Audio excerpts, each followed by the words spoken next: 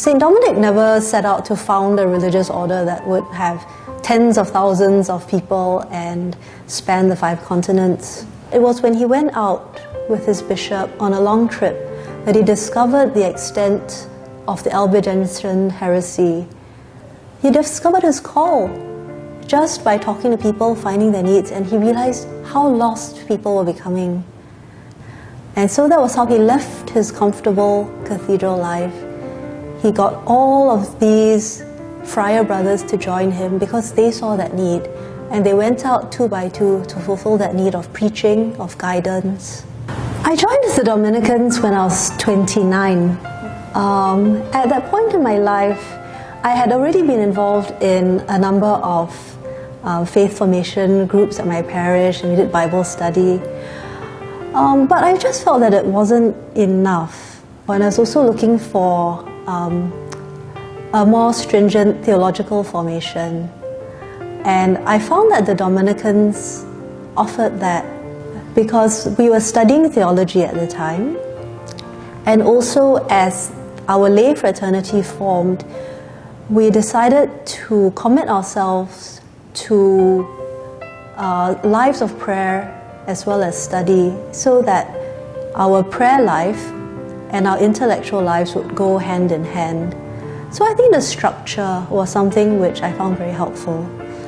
And finally, community, because we found that we shared that common charism, we shared that love of prayer, study and preaching. And so it's always easier and it's always better when you do something together in a group, especially when you know that you are joining an order that has a very long history in the church. It has a very deep spirituality. It has a lot of treasure to offer the world. So joining the Dominican order helped us to tap into that, and it really deepened our walks with Christ. The reason the Dominicans have so many ways of living out the charism is because the charism of study and preaching can be lived out in almost any mode of life. That's why we have priests, we have religious brothers, cooperator brothers, we have the active sisters who are engaged all around the world in the apostolates, especially of teaching and preaching. We have the cloistered nuns who are in our monasteries. They are the heart of our order, they pray for us. And by far the most numerous are the Dominican laity. So what we do is we live that charism in our own state of life.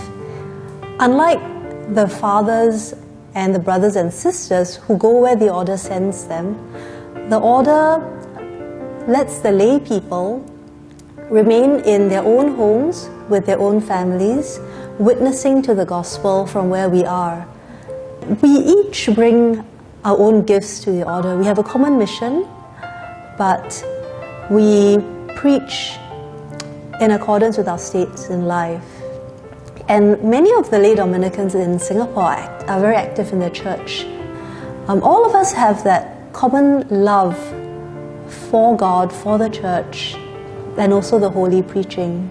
So we come together, we study the Word, we study Dominican spirituality, and then we look at the signs of the times, which means which part of the world is most in need of the light of Christ. How can we respond to those needs?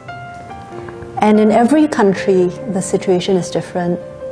In some countries, the material needs are very obvious. There's not enough food, water, or healthcare.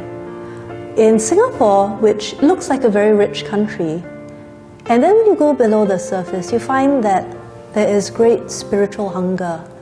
People are looking for authentic truth. People are looking for meaning in life. But because of all the distractions of the world, it can be very hard to sense that and to hear that call.